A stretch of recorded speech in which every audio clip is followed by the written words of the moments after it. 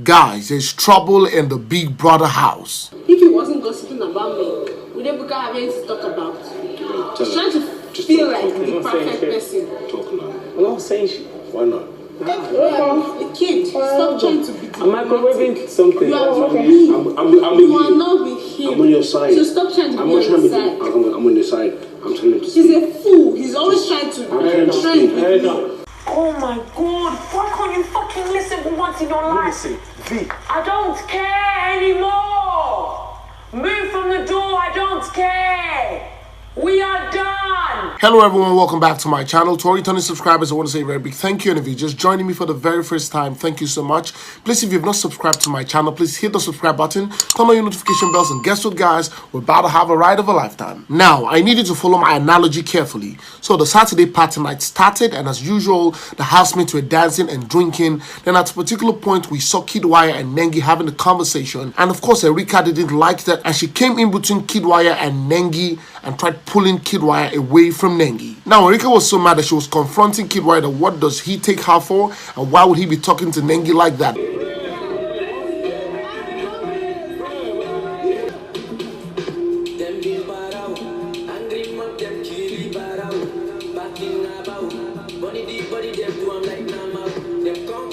According to what Kiddwaya said, he said anytime he talks about Nengi or he's talking to Nengi, it doesn't go down well with Erika and she gets angry.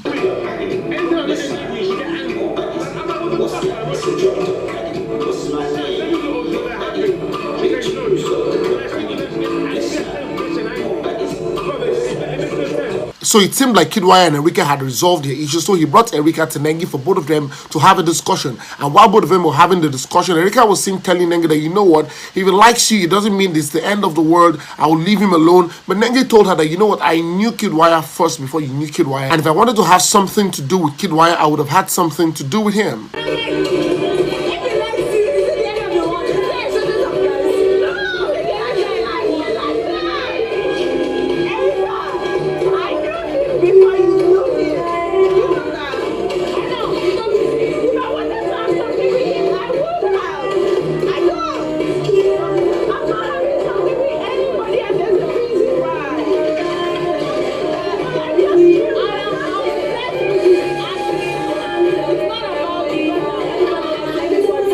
Now, after the party was over and everybody got into the house, there was an issue between Laycon and Erika. Now, Erika was trying to talk to Laycon about the kissing issue that Laycon talked about to other housemates. And Laycon said, you know what, I do not want to talk about it. And then the issue began. Idiot! Stop trying to kiss me and stop lying that I tried to kiss you. If you lie that I tried to kiss you, then back it up with proof. If you know that you are a pussy and you cannot back it up that I tried to kiss you, stop lying that I tried to kiss you. Idiot! Shut fool, skinny fool. You're like a drumstick of chicken. Your whole body is like a drumstick of chicken. Why the fuck would I be attracted to you? You fucking stupid idiot, Laycon. Why would I be attracted to you? There was no insult she didn't rain on Laycon, from being an ugly guy to looking like a chicken bone to being somebody who's manipulative to being somebody who wants to use her to train and all sorts. At what point did I try to kiss you? You fool, Laycon. As skinny and ugly as you are, at what point am I going to be attracted to you? Look at the way you look. How will I be attracted to you? Idiot. If you ever call my name Laycon, you will regret it, I promise you. You don't have anything to trend with. It's Erika you want to use to trend with. Why is Ebuka calling him and talking about Erika? Every Sunday, it's always Erika. Let me alone. Now guys, listen, apart from the fact that they all went to the party last night and they drank, she was not the only person who was high on alcohol last night. And listen, she didn't have to go that far in insulting someone. What she did was called verbal assault. And you know what guys, verbal assault sometimes is more destroying to a human's ego and emotions than physical assault. This is the height of defaming a human being just because you feel that he lied about the fact that you were trying to kiss him. And in the real sense, we've seen at least one video where you tried kissing Laycon and he tried to avoid you because he respected you as a woman. The insult went as far as telling Laycon that he was going to suffer in life. I mean, how did you get to this point of insulting a human being? I chose your side, but you kept going. That idiot is going to rot in. No, I sure. promise him I'm going to do everything I can to make sure he suffers in this life. Now listen, little did we know that she already poured 2 bottles of water on the head of house bed so that Prince will not be able to sleep on the same bed with her. I went home to report myself. I told Big Brother, I'm not going to be stupid enough to lie. I cannot sleep with Prince. I poured water on the side of his bed. Big Brother, I'm coming here to report myself. I poured water on the side of the bed. Anything you want to do, please do, but I will not sleep in the same bed with Prince. Prince is an asshole. And I made him, I own up, I made the mistake of picking him. I'm sorry about it, but I picked him already. But it doesn't mean I have to sleep on the same bed with him. I apologize to Chukiti. That's it. Imagine, after you poured 2 bottles of water on the bed that you didn't want somebody to sleep with you, you went ahead to report yourself to Big Brother, telling Big Brother you had poured water on the bed because you didn't want to sleep with Prince in the same bed. And from what she said she knew that she was going to be in deep soup with the way Big Brother answered her. Problem deal. They get water for the bed to throw. Yeah, come on there. Shit. Dear Jesus. In fact, the insult didn't stop with Laycon. She went ahead to insult Prince, telling Prince that, you know what, Nengi dropped you and I'm also dropping you.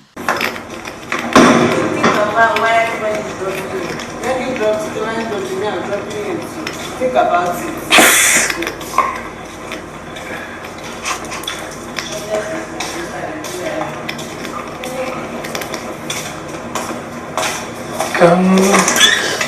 Yeah, the biggest mistake I ever made. It's it. Now, this is your own choice of deputy. You chose this person to be your deputy, and right now you're insulting the same guy who you chose to be your deputy, who has been trying to make sure that you were in good shape throughout your reign and tenure. At a particular point, Erika packs her bags from the head of house room, saying she knew she was going to leave today, and of course moved into the main house with Kiddwaya.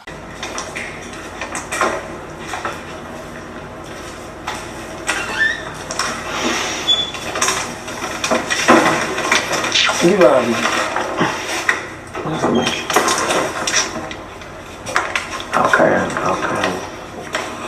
How can you react?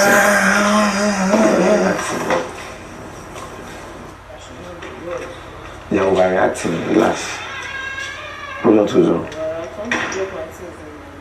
Our room or the room where Kid is? Okay. Personally, for me, I feel so sorry for Kiddwaya. He has been mentally stressed, has been trying to contain Erika's excesses. Erika has gone ahead to say that she has told Big Brother that she needed a psychologist, but of course the psychologist has not been provided for her. But in my own personal opinion, she has done way too much to still remain in the Big Brother house, looking at the fact that she's got 1 more strike left. And from what I see, I think a disqualification is what she's going to eventually have from the show. She eventually went back into the head of house room to sleep as Big Brother called Prince into the diary room and told him to go into the common room with other housemates to sleep.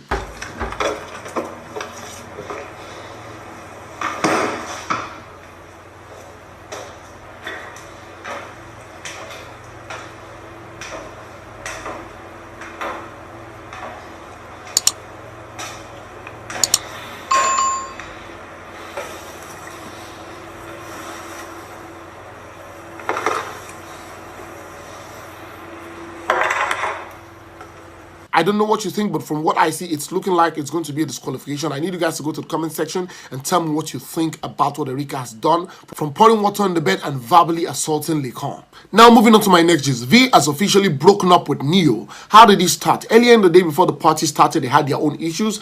And guess what? At the party, they were fine because they danced together. And back when they were done from the party, an issue started between VEE and Neo. And according to VEE, VEE said Neo was shouting at her because they had a little issue. And Neo was telling her that, you know what, I'm done with you even after the house. We're not going to be dating anymore and all of that. And this got VEE so angry to the point that she told Neo to his face that she was done with him. Nothing you can say. Well, because I don't know how to show emotions like you. You don't want to hurt somebody like me, and you have hurt me continuously. But today was the final straw. You know what tomorrow holds. You know, and you continue to talk. You continue to talk. There is nothing. There is fucking nothing you can say.